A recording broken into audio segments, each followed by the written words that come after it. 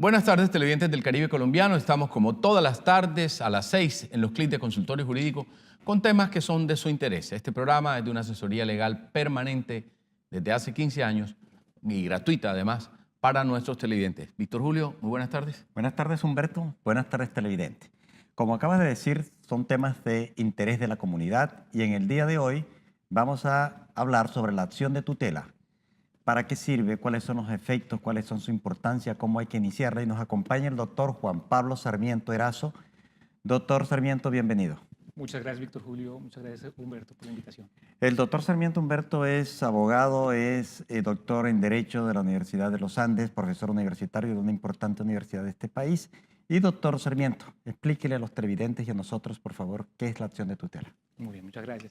Bueno, la acción de tutela es un mecanismo judicial que busca garantizar derechos fundamentales y tiene unas características particulares y es que es muy rápida. Esto quiere decir que es un proceso preferente y sumario que permite que cualquier persona, sin necesidad de acudir a un abogado, ella misma puede redactar la acción de tutela y puede demandar ante cualquier juez de la República la violación de sus derechos fundamentales y particularmente para evitar un perjuicio irremediable. Doctor Sarmiento, la gente que no ha acudido a la acción de tutela, mucha gente, pues el común denominador, no sabe para qué sirve. Contémosle a la gente, porque este programa es justamente pedagógico para la gente, contémosle para qué sirve la acción de tutela. Muy bien, el objeto, el núcleo de la acción de tutela es proteger derechos fundamentales. Y pues esto significa mucho más de lo que parecería evidente en la Constitución, y es que los derechos fundamentales están pues, nominalmente entre artículo 11 y 41, pero en realidad la misma Corte Constitucional ha ido expandiendo qué significa la definición de qué es un derecho fundamental y ha llegado a decir prácticamente que virtualmente cualquier derecho constitucional puede ser un derecho fundamental. Y esto lo ha hecho a través de varios criterios, como por ejemplo el criterio de conexidad, o por ejemplo criterio axiológico, criterio técnico. Inclusive uno puede pensar en derechos humanos que están en tratados internacionales, pueden aplicarse a través de una acción de tutela y con esto garantizar la eficacia de esos derechos fundamentales. Ese es el eje transversal de la acción de tutela, la eficacia de un derecho fundamental que pues, significa la aplicación de medidas inclusive cautelares, decisiones de fondo de los jueces que lleven a garantizar de la manera más amplia posible la eficacia de esos derechos. Pero doctor Sarmiento, si una persona considera que un derecho fundamental, que usted ha dicho que prácticamente son todos, considera que le ha sido violado o se le va a violar, ¿qué debe hacer? Bien, muchas gracias de nuevo por la invitación y como bien lo mencionábamos, la acción de tutela protege derechos fundamentales y tiene una regla particular que es el decreto 2591 que establece la informalidad de la acción de tutela. Eso significa que no hace falta redactar, digamos, un gran documento que contenga esa demanda. Y el mismo decreto 2591 nos dice qué partes tiene que tener la acción de tutela, que es muy sencillo. Una primera parte donde establezco a quién le voy a presentar, es decir, ante qué juez voy a presentarlo, que básicamente es cualquier juez de la República. Otra parte en la que me identifico.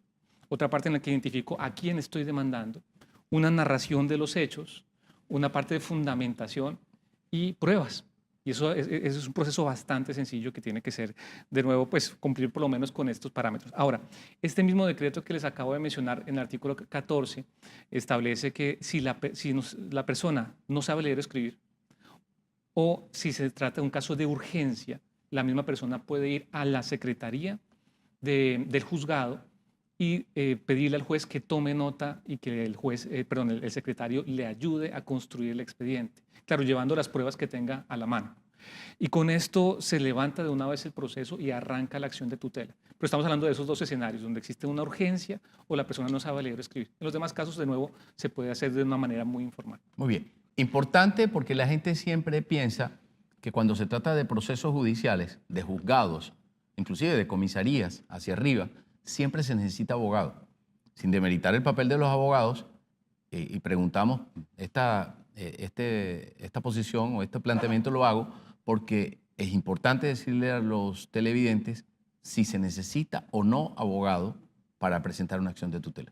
Muy bien. El decreto es clarísimo en señalar que no se necesita abogado y la misma Constitución también lo establece en el sentido de señalar que cualquier persona puede presentar la acción de tutela por sí misma o por interpuesta persona. Claro, eso sí, si le voy a dar un poder a una persona, esa persona sí tiene que ser abogada. Pero caso contrario, yo lo puedo firmar directamente como persona natural, presentando pues la reclamación pertinente.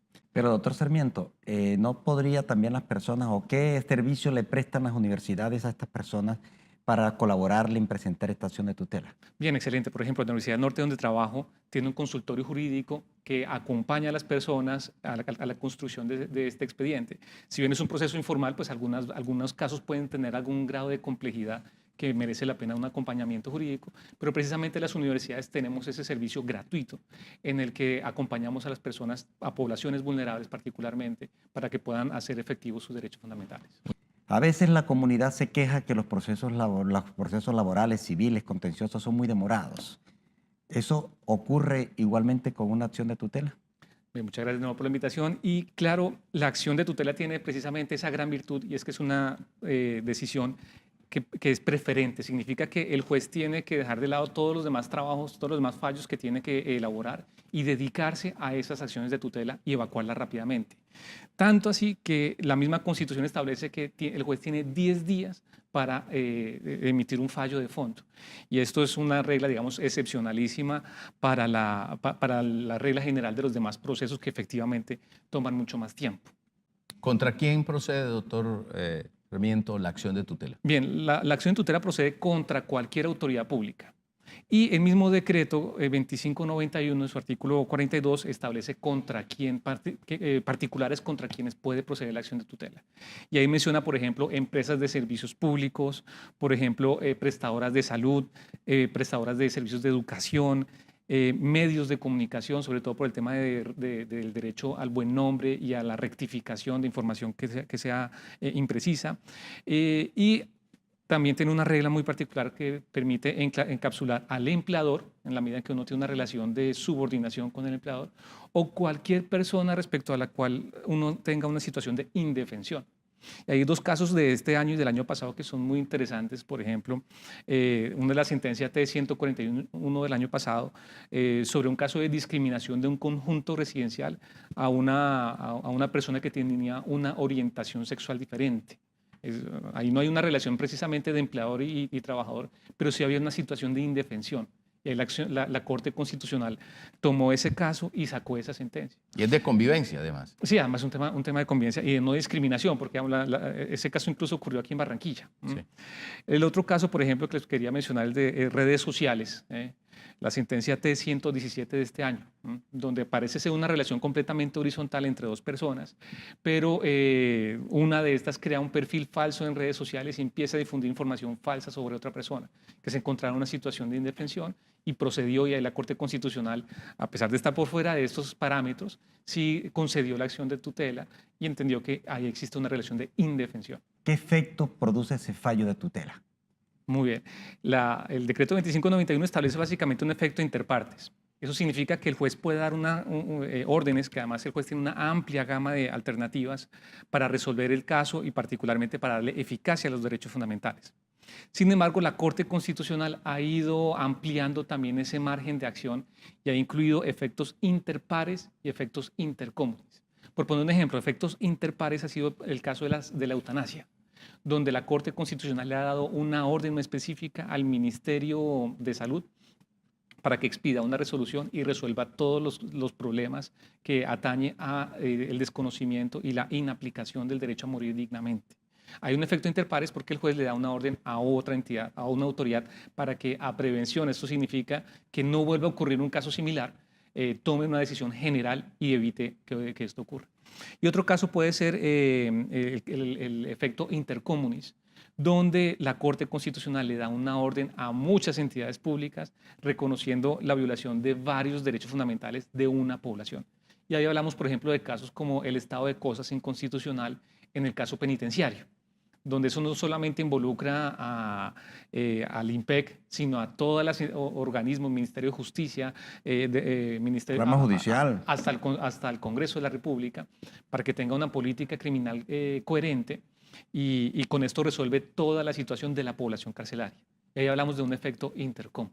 Muy bien. ¿Procede contra un fallo judicial, contra una sentencia, un fallo, la acción de tutela? Claro, procede entendiendo que un fallo judicial se desprende de un proceso. Y en la Constitución y en tratados internacionales incluso se reconoce el debido proceso como un derecho fundamental.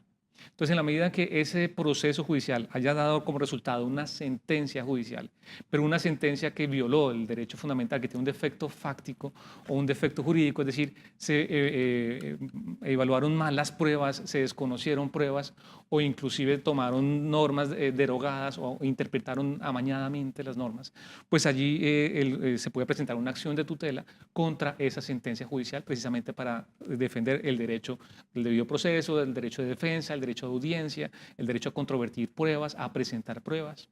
Doctor Sarmiento, ¿y si una persona quiere iniciar un proceso ordinario ante cualquiera de las jurisdicciones, civil, laboral, administrativa, previamente debe haber agotado el inicio de una acción de tutela? No, ese es un principio también importante y eso evita que la acción de tutela se convierta en todo. Y es que la acción de tutela tiene un principio de subsidiariedad, pero va a tomar unas medidas transitorias para evitar el proceso irremediable mientras el juez competente, sea, por ejemplo, en el ejemplo que estábamos dando, el juez laboral decida de fondo y ya resuelva la situación.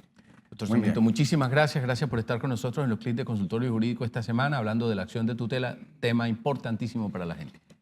Agradecerle al doctor Sarmiento su orientación, su participación en el programa e invitar a los televidentes que la próxima semana nos siga acompañando a las 6 de la tarde con nuevos tips en consultorio jurídico.